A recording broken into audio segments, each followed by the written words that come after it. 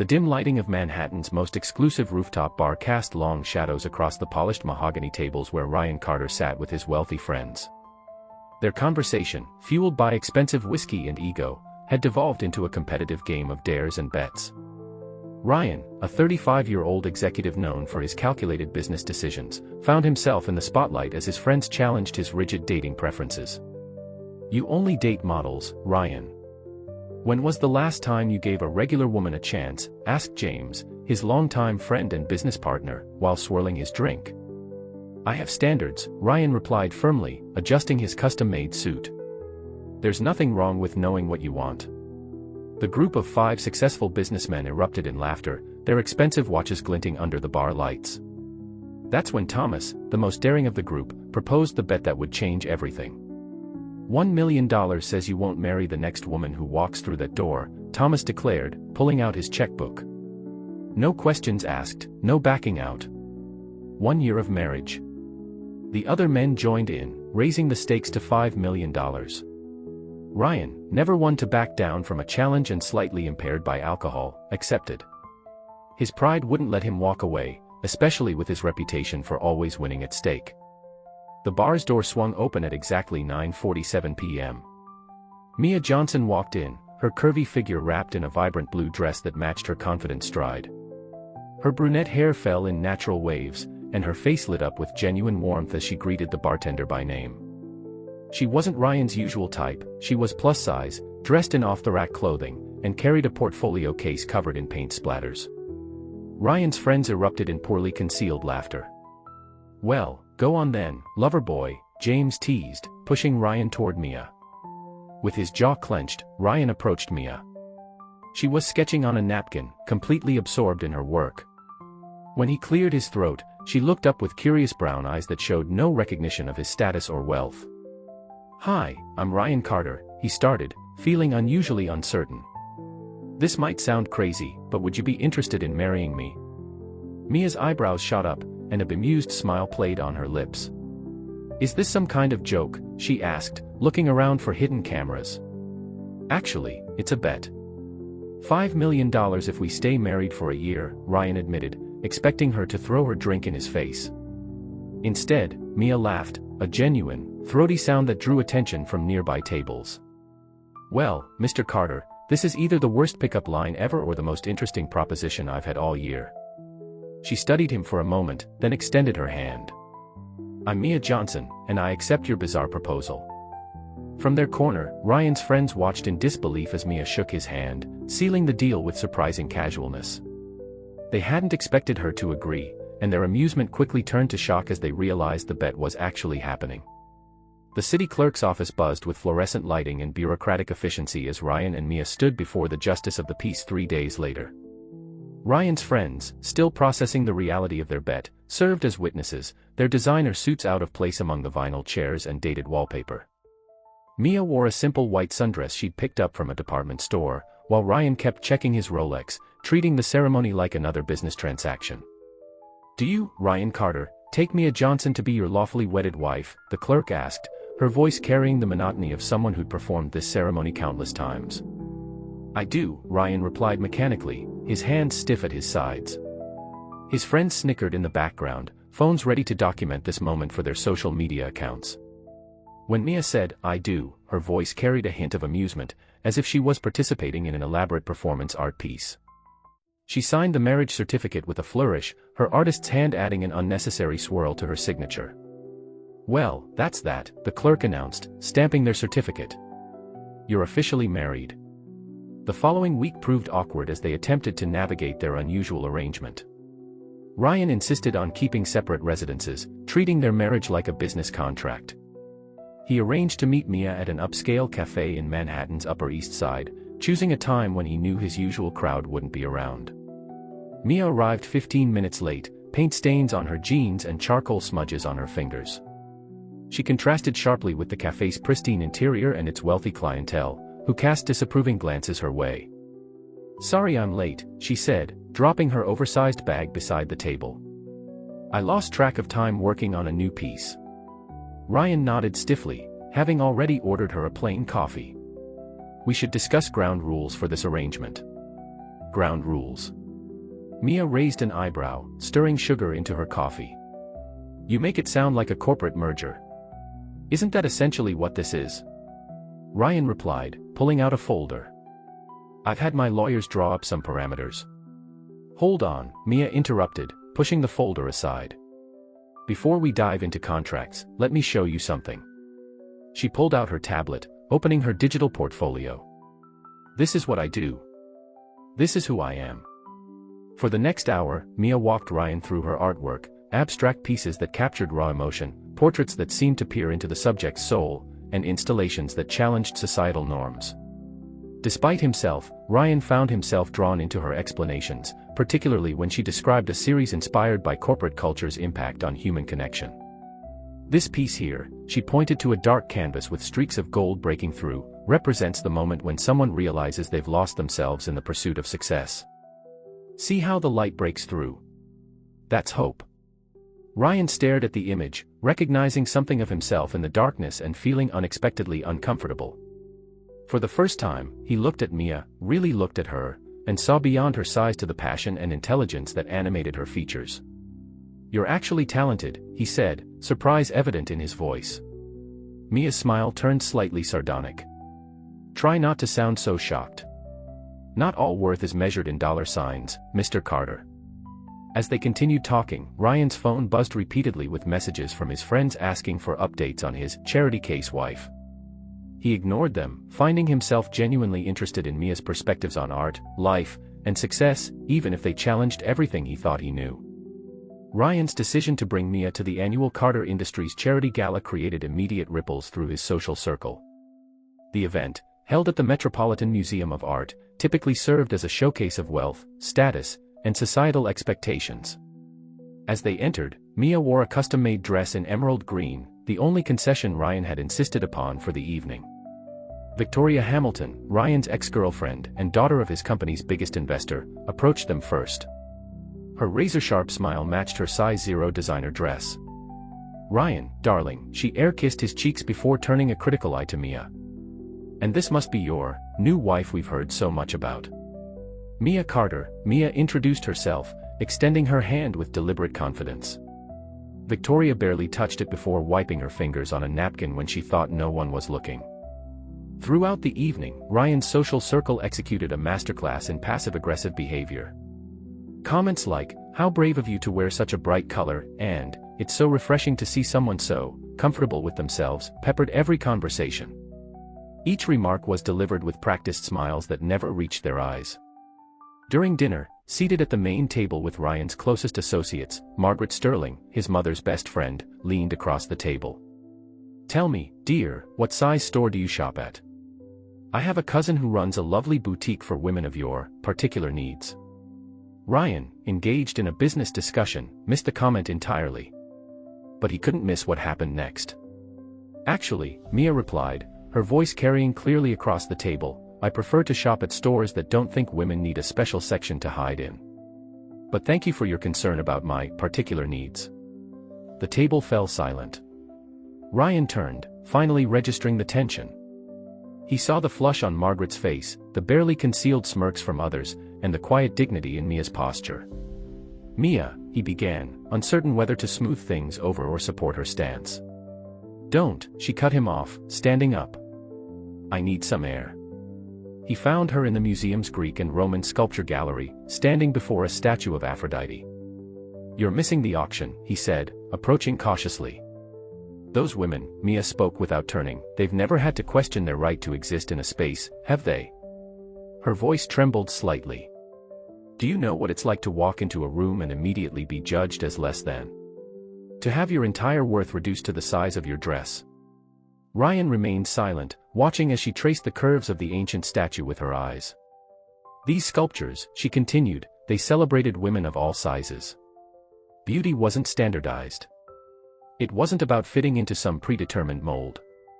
She finally turned to face him, tears glistening in her eyes but refusing to fall. "I've spent years building my confidence, Ryan. Years learning to love myself despite every magazine, every commercial, every snide comment telling me I shouldn't.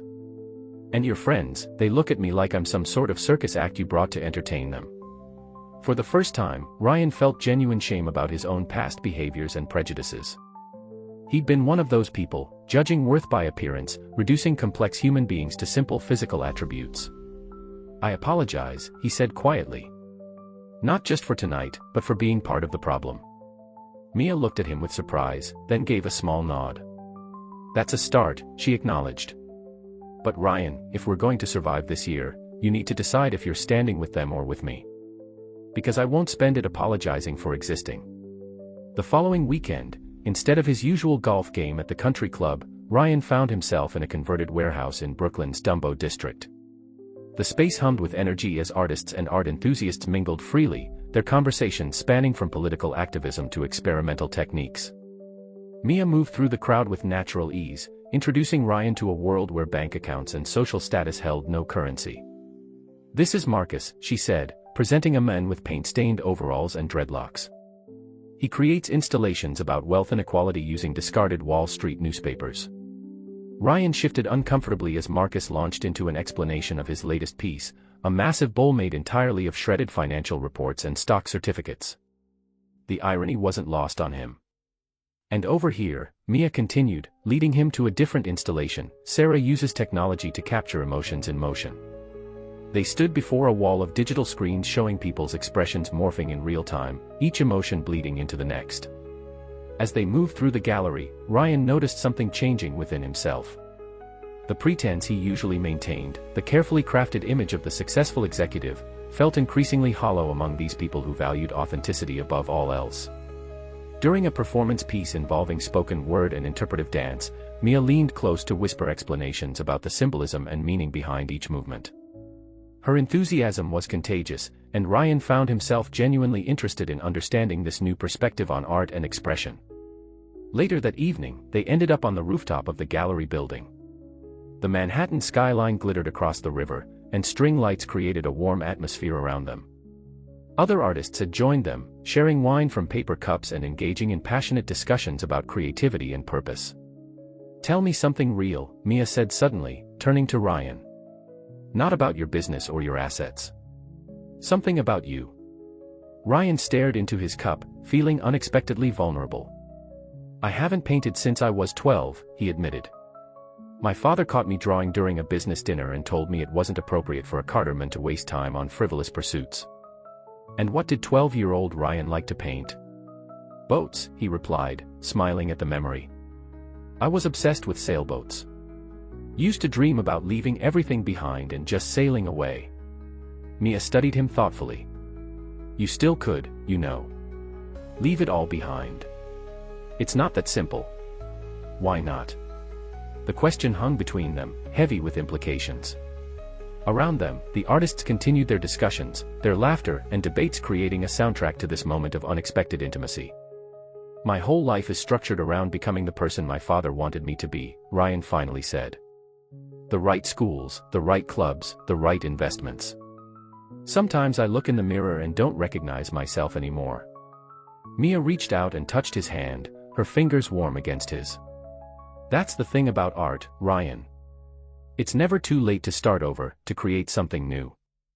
Every blank canvas is a second chance." The moment was interrupted by one of Mia's friends calling them over to see a new piece, but something had shifted between them. Ryan felt lighter, as if sharing that small truth had loosened a knot he hadn't known existed. As they rejoined the group, Ryan watched Mia interact with her artistic community. Her laugh was genuine, her conversations meaningful, and her passion for creativity infectious. For the first time, he began to question whether his carefully constructed world of wealth and status was actually the poorer one.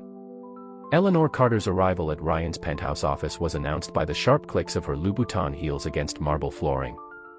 His mother, a woman who had perfected the art of using sophistication as a weapon, carried a thick folder of eligible socialites under her arm. "This has gone on long enough, Ryan," she declared, dropping the folder on his desk. "The board is concerned about your unusual marriage situation. Charlotte Wellington is recently divorced, and the Wellington family owns 3 major shipping companies." Ryan continued reviewing contracts, not looking up. "I'm married, Mother." To a circus act, Eleanor snapped, her perfectly manicured hands gripping the chair in front of his desk. Do you have any idea what this is doing to our family's reputation? The Carmichael Jones wedding is next month, and I had to explain to everyone why my son's plus-size artist wife would be attending. Her name is Mia, Ryan said, his voice carrying an edge that made his mother pause. Darling, be reasonable. Whatever this bet was, you've made your point. Give the girl a nice settlement, and let's end this farce. The pressure didn't end with his mother. Board members began questioning his judgment in subtle ways. Business partners made comments about stable family images during meetings. His father, through carefully worded emails, reminded him of his responsibilities to the Carter legacy. That evening, Ryan arrived home to find Mia in his kitchen, attempting to cook dinner, something she'd started doing recently. The sight of her, flour on her cheek and humming while stirring something that smelled surprisingly good, created a confusing mix of emotions in his chest. Your mother called me today, Mia said without turning around. She offered me $2 million to disappear from your life. Ryan froze. She what? Don't worry, I recorded the conversation, Mia continued, her voice deliberately light. Force of habit when dealing with people who might try to destroy my reputation later. She was quite creative with her threats. Mia, I'm so sorry. Stop, she cut him off, finally turning to face him. I don't need your apology, Ryan. What I need is to know if this is worth it. For either of us. The silence stretched between them, filled with unspoken words and growing complications. You're caught between two worlds now, Mia continued, wiping her hands on a kitchen towel. Your mother, the board, your social obligations, they're all pulling you one way. And then there's, whatever this is between us, pulling you another. Ryan stepped forward, but Mia held up a hand to stop him. I see how hard this is for you, she said softly. Every time we're in public, you're torn between defending me and maintaining your image. Every board meeting, every social event, every family dinner, it's wearing you down. I can handle it, Ryan insisted. But should you have to? Mia asked, gathering her things. Maybe your mother's right. Maybe this has gone on long enough. You have a life that was working perfectly fine before I came along with my paint-stained clothes and controversial art shows. Mia, wait. I'm going to stay at my studio for a while, she announced, heading for the door. Take some time to really think about what you want, Ryan. Not what your parents want, not what the board wants, not what society expects. What you want. The door closed behind her with a quiet click, leaving Ryan alone in his pristine penthouse that suddenly felt emptier than ever before. For 3 weeks, Ryan's calls went unanswered, his texts unread. His life returned to its familiar rhythm of board meetings and business dinners, but everything felt hollow. He found himself staring at empty canvases in art supply store windows and stopping to watch street artists in the park, something he'd never noticed before Mia.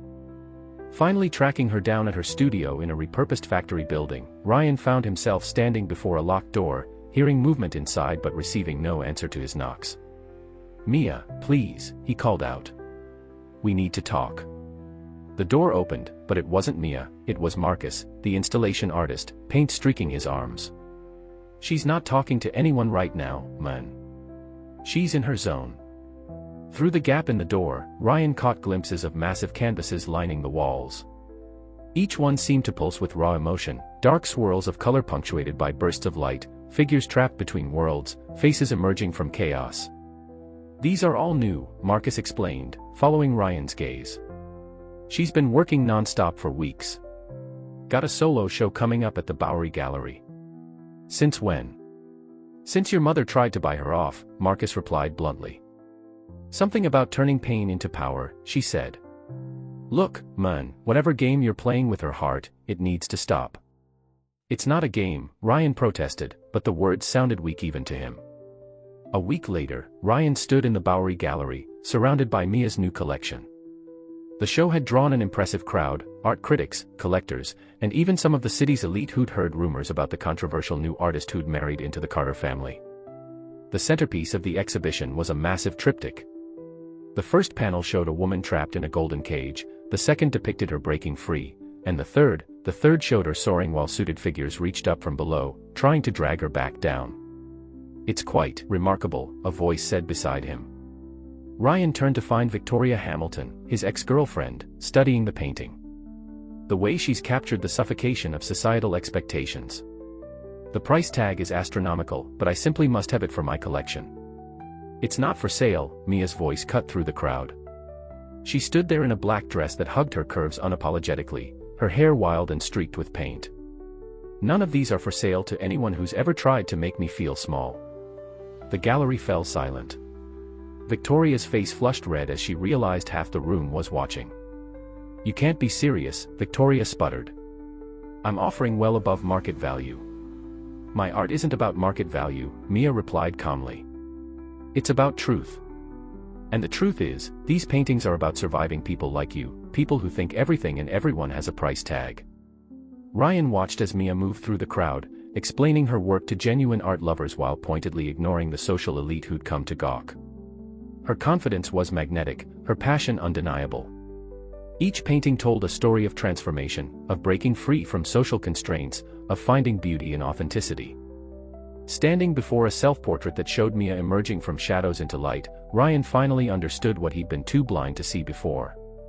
This woman, whom his social circle had dismissed as beneath them, had more strength and integrity than anyone he'd ever known. The New York Museum of Modern Art's annual fundraiser provided the perfect backdrop for Ryan's planned declaration. He'd spent weeks preparing, finally ready to tell Mia, and the world, how he really felt. The event brought together the city's art patrons and social elite, and Mia had been invited to speak about emerging artists in the contemporary scene. Ryan watched from the audience as Mia took the podium, commanding attention in a dress that celebrated her curves. Just as she began her speech about art's power to challenge societal norms, Eleanor Carter's voice cut through the room like a knife. This is absolutely ridiculous, Eleanor announced, standing up from her front row seat. My son may have temporarily lost his mind, but I won't stand by and watch this woman make a mockery of our family's reputation. She turned to address the crowd directly. This marriage is nothing but a bet gone wrong. She's using my son to gain access to our world, to promote her mediocre art. The room erupted in whispers. Photographers' cameras started flashing. Mia stood frozen at the podium, her speech forgotten. Mother, that's enough, Ryan's voice boomed across the room as he strode toward the stage. No, it's not nearly enough, Eleanor continued, her voice shaking with anger. The board meeting is next week, Ryan. Your father and I have already spoken with the major shareholders. Either this ends now, or your position as CEO does. Ryan reached the stage, standing beside Mia. For the first time in his life, he looked at his mother not with respect or fear, but with pity. You know what, Mother? Fire me. The gasps from the crowd were audible. I've spent my entire life trying to live up to your and father's expectations. I've dated the right women, joined the right clubs, made the right business decisions. And I've never been more miserable. Eleanor's face paled. You're throwing away everything we've built. No, Ryan interrupted, taking Mia's hand. I'm finally building something real. Something that matters. He turned to face the crowd. Yes, this marriage started as a bet. But it became the best thing that ever happened to me. Mia showed me that true worth isn't measured in stock prices or social status. It's measured in authenticity, in courage, in the ability to stand up for what you believe in. Mia squeezed his hand, tears streaming down her face, but her voice was strong when she addressed Eleanor. You've tried to buy me off, threaten me, and shame me. But here's what you never understood, I don't want your money or your social position. I fell in love with your son because he finally learned to see beyond all that superficial nonsense you hold so dear. The crowd had grown silent, watching the drama unfold. Eleanor stood rigid, her perfect facade cracking. If you go through with this, she warned Ryan, you'll lose everything. No, Mother, Ryan replied calmly. I'm finally gaining everything that matters. He turned to the crowd. My wife is talented, kind, and stronger than anyone I know. She's taught me that real success isn't about power or prestige, it's about being true to yourself and standing up for what you believe in. If that costs me my position as CEO, so be it. The silence was broken by slow clapping from the back of the room. Marcus stood up, followed by other artists and gallery owners who knew Mia's work. Soon, half the room was applauding, while the other half, the old money crowd, sat in stunned silence. 2 months later, Ryan transformed the top floor of Carter Industries headquarters into a temporary gallery space. He'd spent weeks working with Marcus and other artists from Mia's community to create an unprecedented event, one that would merge the corporate and artistic worlds in a way never before attempted. The space, usually reserved for board meetings and executive functions, now housed Mia's most powerful works alongside pieces from other artists who'd been historically marginalized by the traditional art world. The centerpiece was a new installation Mia had created specifically for this night, a massive multimedia piece that incorporated video projections, sculpture, and interactive elements. Ladies and gentlemen, Ryan addressed the gathered crowd of board members, art critics, and social elites. Tonight isn't just about art. It's about challenging our preconceptions of beauty, success, and worth. My wife, Mia Carter, will guide us through an experience that I guarantee will change how you see the world. Mia stepped forward, no longer the outsider trying to fit in, but a confident artist in her element. She wore a dress of her own design, covered in hand-painted symbols that seemed to move in the gallery lighting. This installation is called Breaking the Glass Box, she began. Each of you will receive a small hammer.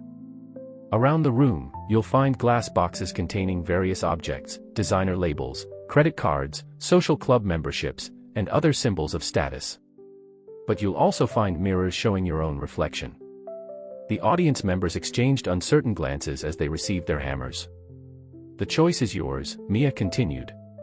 Break the boxes containing the symbols of artificial worth, or break the mirror showing your true self.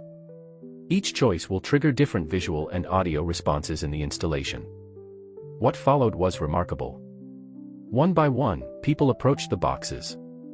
Many started with hesitation, but as the evening progressed, more and more chose to break the boxes containing status symbols.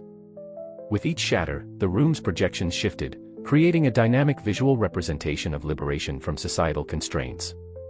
Eleanor Carter stood before one of the last boxes, hammer trembling in her hand. Inside was a photo of herself from decades ago, before she'd fully embraced the role of society matriarch. She stared at it for a long moment before suddenly swinging the hammer, breaking not the box, but the mirror beside it. The room fell silent. Mia approached her mother-in-law gently. "Would you like to share why you made that choice?" Eleanor's voice wavered. "Because I'm not ready to let go. Because I don't know who I am without all of this." She gestured to the symbols of wealth and status around her. "That's the most honest thing you've ever said," Mia replied softly. "And it's the beginning of real art, truth." The moment was captured by dozens of phones and cameras. By morning, social media was buzzing with videos of prominent socialites and business leaders participating in Mia's installation. Art critics hailed it as a breakthrough in interactive social commentary. But more importantly, it sparked conversations about authenticity, worth, and the prices people pay for maintaining social facades. As the event wound down, Ryan found Mia standing before the wall of broken boxes and shattered mirrors. "You've changed them," he said, wrapping his arms around her waist. "No," she corrected him. "They're changing themselves. Sometimes people just need permission to be real." In the aftermath of the installation's success, Ryan and Mia found themselves in her studio late one night. Paint supplies littered every surface, and the walls were covered with sketches for her next project. Ryan had loosened his tie and rolled up his sleeves, looking more comfortable in this creative chaos than he ever had in his executive office. "I need to tell you something," he said, pulling a crumpled piece of paper from his pocket.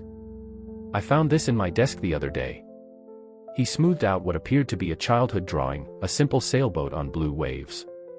"This was the last thing I ever drew before my father made me stop.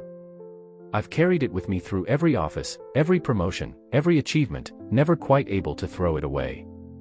Mia took the drawing, studying it carefully. "It's honest," she said simply. "The proportions are wrong, the perspective is off, but there's real joy in these lines." "I love you," Ryan blurted out. "Not because of any bet, not because you've made me look good or bad in front of anyone. I love you because you taught me how to see that joy again. In art, in life, in myself." Before Mia could respond, her phone buzzed with an incoming email. Her face went pale as she read it. "The Guggenheim," she whispered. "They want my entire Breaking the Glass Box series. They're offering. Ryan, this is more money than I've ever seen." Ryan started to congratulate her, but stopped when he saw her expression. "What's wrong? Your mother was at the installation. She's on the museum's board of trustees." Mia's voice was hesitant. What if this is just another attempt to buy me off? To make me go away quietly with a prestigious sale? Read the offer again, Ryan insisted. Really read it. Mia scrolled through the email slowly. The curator's notes praised the technical execution, the social commentary, the innovative use of multimedia.